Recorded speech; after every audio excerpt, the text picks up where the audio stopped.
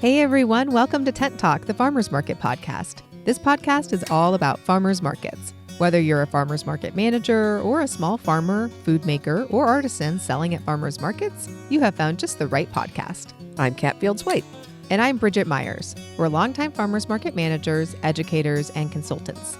Get ready to catch up on all things farmers market pros with us. Today we're talking about encouraging year-end giving to support your market's programs. Today's episode of Tent Talk, the Farmers Market podcast, is supported by MarketWorks.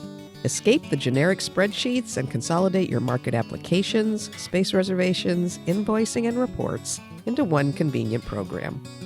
It's easy to establish and update vendor profiles, track permits and insurance, and create polished market maps to give your website and your marketing some extra love with MarketWorks' simple interface. Did you know that MarketWorks holds an annual meeting for their clients at the Intense Conference every March? If you're ready to claim that invitation and streamline your market management system, contact Chris at MarketWorks by clicking their logo on the resource page at farmersmarketpros.com. All right, everyone. Well, welcome back to Tent Talk. We are here. It is December. Cannot believe it. Already, where did 2024 go? I have no idea where it went. But every time we get to the end of the year, I think, oh my gosh, where did the year go? But then if I try to think back to the last conference, that kind of seems like a while ago. It does. It's time for us to get together again. A lot has happened. A lot has this happened. year. It's been a very full year. It really has. Yeah. But right now, we're doing speaker reviews. Yep. I've learned some interesting things about speaker management by being a speaker so much this year. Yep. And so we're doing a lot of Zooms with our speakers, and we're going to be finally nailing down the schedule. Yes. So I think maybe next week, we're going to pop it up there. So we'll 90 days in advance-ish.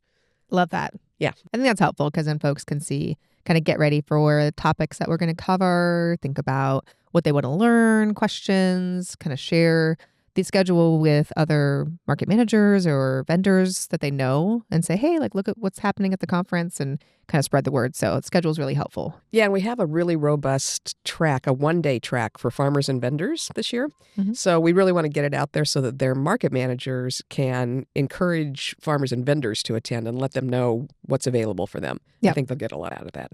Love that. Vendors, keep a lookout for that. All right, so today let's chat about year-end giving as we wrap up the year. As this year wraps up, there are folks out there who actually need to donate to meet their financial and tax goals. That is a real thing. So let's talk about how we take advantage of that and how do we encourage them to support your farmers market programs in the process. Right. I mean, there's people that have to give to you, and there are folks that just feel generous this time of year, Mm-hmm. or maybe they're realizing that they and their family and friends don't need more stuff, and they'd rather gift a donation to a worthy cause. So we're doing a lot of that. We've got enough stuff.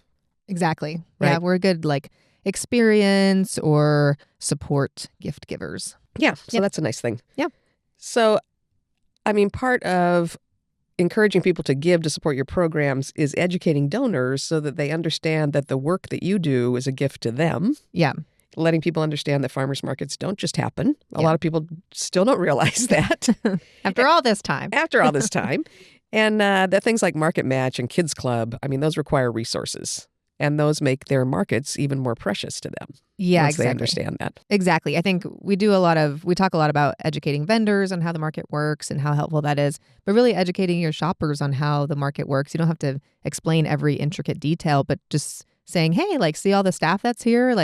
They're paid if they're paid, or, we had to buy the tent, we had to buy the table, we have to, pay for permits and things like that. And so kind of explaining the costs of having a market. And then if you have things like you said, like kids programs or chef demos or other things that do take funds either to pay the folks doing them or just the materials needed, it's really helpful to explain that to folks who might want to donate. Also, I think it's important that we be kind of specific about the ask. So hopefully your farmer's market itself as a grocery store in the street is self-sustaining from vendor fees and marketing sponsorships. It's, markets are real business operations, and we expect that you've got a budget and that you can pay your legitimate business expenses by what you generate as business income. Mm-hmm. So these are real business operations. We want you to treat them like that. But there's a lot of other work that a lot of markets do. So education, nutrition incentives, vendor and farmer training. We know of a couple of farmers market organizations that give grants to farmers, especially new farmers as they're starting out.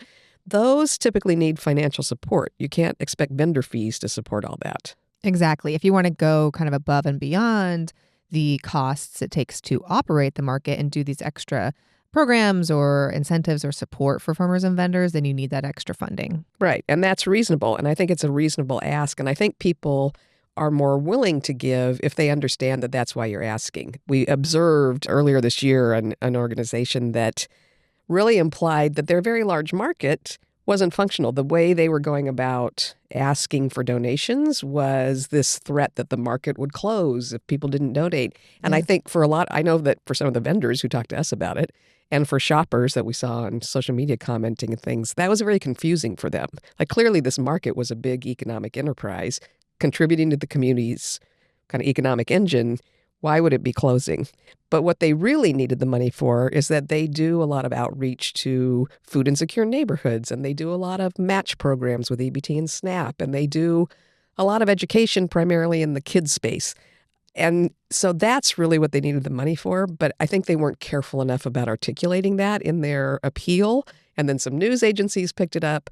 And as we all know, it's wonderful to get free publicity on TV and radio, but they don't always get the details exactly right. They sometimes miss the fine points. And so it was a much more exciting story. If it bleeds, it leads. It's a much more exciting story to say, hey, this big market's in danger of closing down. Yeah. And so then the messaging got really confusing. So I think it's valuable and it's just more effective if we get really specific about what we're asking for money to do. Exactly. When you say, oh, this market's going to close down if we don't get X amount of dollars, I mean, folks don't know how markets operate, so they don't understand what you're saying when you say something like that. Are they saying that the farmers and vendors are all leaving because they want to quit? Are they saying that the land's not going to be available anymore? Are they, they don't really get what you mean when you say that. And just kind of like going with like panic fundraising is not always the best route to go. I think it's way more effective to say, hey, these are the programs that we support. This is the overhead costs that we have seen rise recently, or these programs are really needed in this community. And so we want to do more to help and make this program more robust. So this is why we need funding. This is why we're fundraising. Yeah. So we just have to be careful about that. And I think that definitely induces people to give more generously. So if you're phrasing your requests to, hey, please give to help our neighbors balance their grocery budgets by doing match for EBT, or hey, please sponsor cooking demos so we can help people learn to prepare traditional foods in more healthy ways. I mean, that's a real specific ask, and I think people can totally get behind that. They understand where their dollars are going. Yeah, exactly. That's kind of, we sell merchandise in our info booth, and folks will say, oh, a $15 shopping bag. And we say, yeah, we use the profits from selling this merchandise in the info booth to fund our Market Match program, because our Market Match program is self-funded. We don't have grant money. And so then folks are like, oh, okay, I understand that. And yeah, I'll buy a bag from you. So just like a quick explanation of where the funds are going and why you are making an ask, I think is super helpful. And folks are really willing to help support. Yeah, I think so too. Rising costs in a very specific sector, that can make sense, even though it's an operating cost that you're eventually going to have to learn how to deal with. I think it's valid to say, hey, insurance rates unexpectedly increased by 200% this year, and we need some help to balance our budgets. So I think people are also willing to do that if they don't get the sense that you think it's standard operating procedure to have to look for donations to pay your insurance. Exactly. So relatable with that insurance.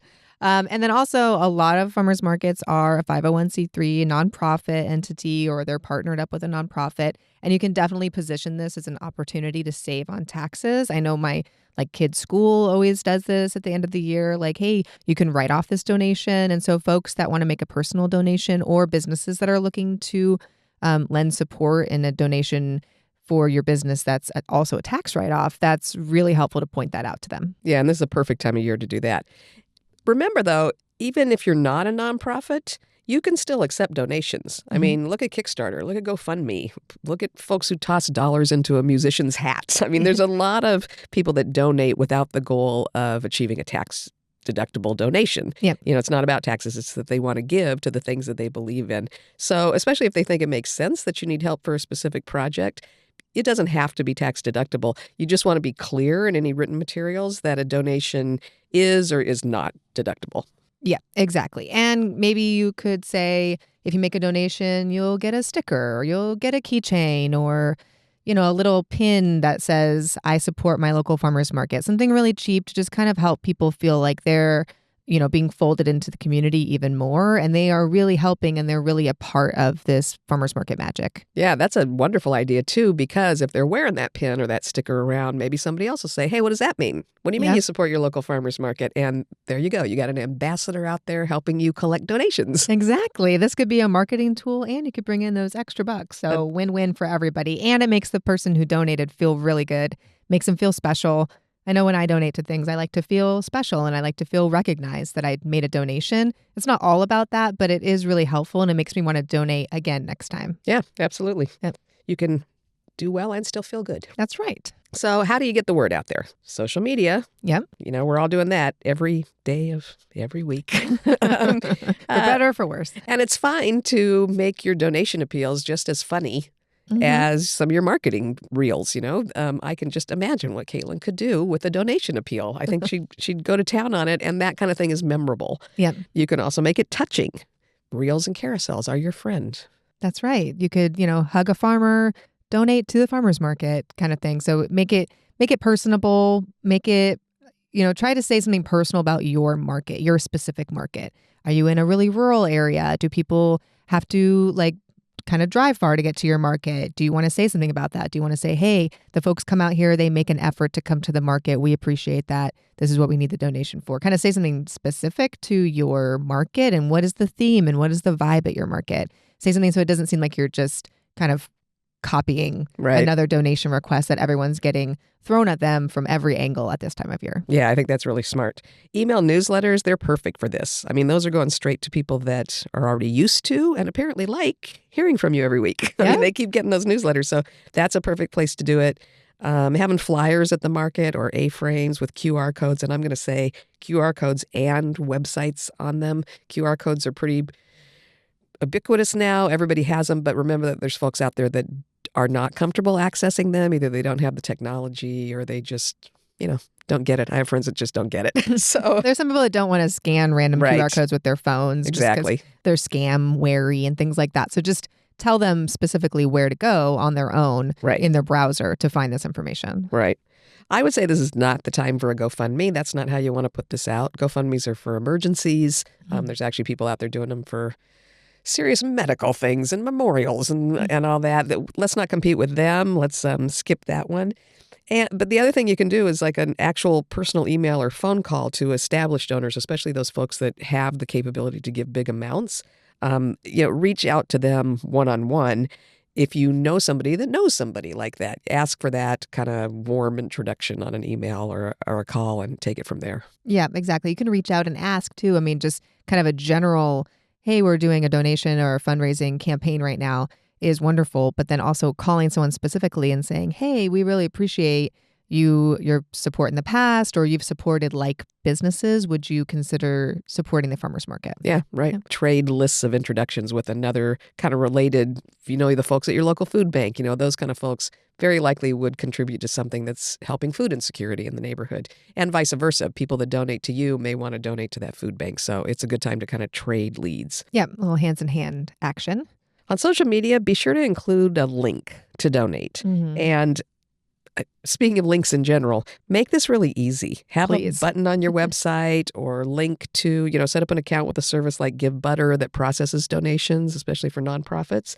Don't make them put a check in the mail. Don't make them call and give you their credit card number. Make this super easy. Everybody does everything online now. Make sure you have a very simple way for them to do this. Yeah, and I know we want to maybe learn more about the folks that are donating to us. We want to ask them a lot of questions, but really if you're doing kind of end of year fundraising campaign, this is not the time to make people fill out some big form or questionnaire while they're donating, because they're going to lose interest halfway through that form and they're going to click out of that page. Yeah. So just make it real easy. Hey, if they want to donate, they're going to click this link. It's going to give them a quick form to put in their payment information.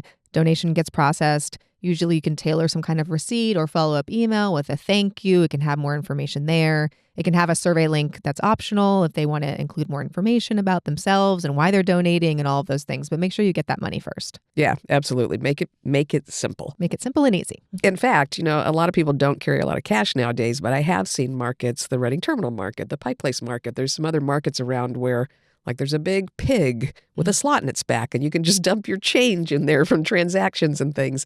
It's not a terrible idea to have a way set up to take cash at the market. Yep, exactly. Some kind of box, some kind of like thermometer where you can kind of show the fundraising levels that you're reaching and, make it fun and funny. Reminder to make sure that box of cash or whatever you have where cash is going is very secure. Right, and kind of like weighted down on the table. But yeah, people do have some cash in their pockets, especially I feel like farmers market folks usually have at least a couple bucks. So give them an opportunity to give you the money that they're carrying around and make it easy for them. I think so too. Timing is everything on this one. My suggestion is ask them now. We're pretty close to the end of the year right now. What's this, the 9th? So it's coming right up. Everybody will be hitting people the very last week of the year and reminding them that this is a good time to give, to make it under the wire for your tax deductions and such.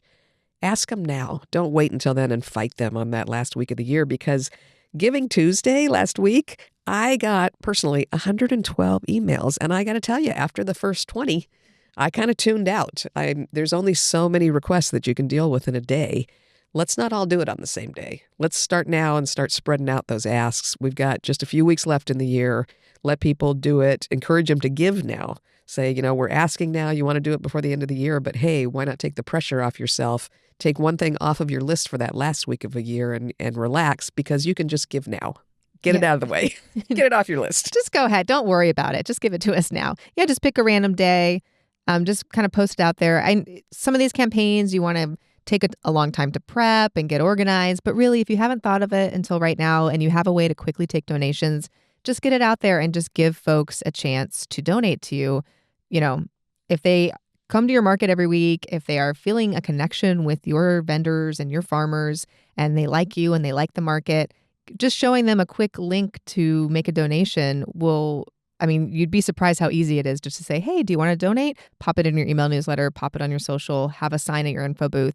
Really quick and easy things to do to bring in those extra funds at the end of the year. That's true.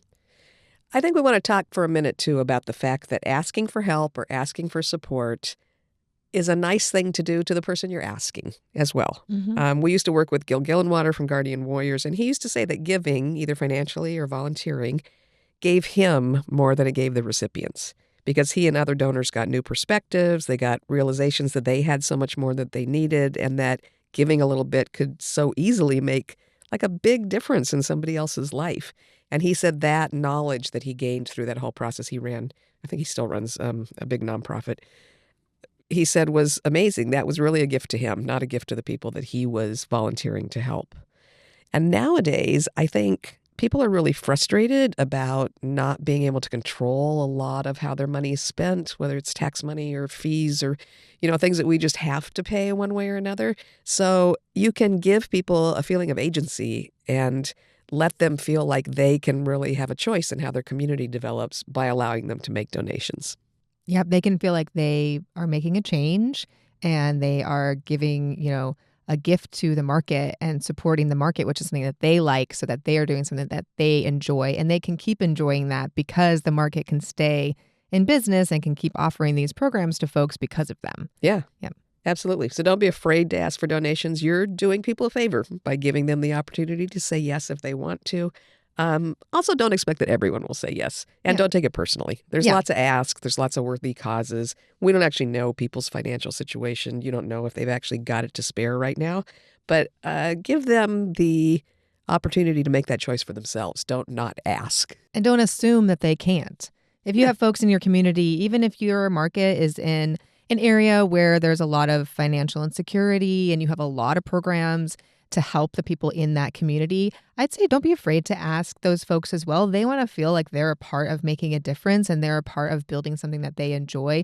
You can even say, we're doing a $1 donation day, where if everyone can donate $1, if you have 100 shoppers that come out to your market, that's $100 that you can reinvest into programs that are at your market. So no amount is too small, and you can still make folks feel really good about that. It can make a big difference for your market. So, don't be afraid. Don't say you have to do $1 million fundraising campaign for your market. You can start wherever you start. You can be wherever you are and just bring in those bucks from your community. I agree. Yep. Even the smallest level of support really does make a difference in the world. Thanks for listening today, and big thanks to MarketWorks for helping farmers market managers by putting all of the tools to succeed in one place, and for supporting Intense, the National Farmers Market Conference, and Tent Talk, the Farmers Market Podcast.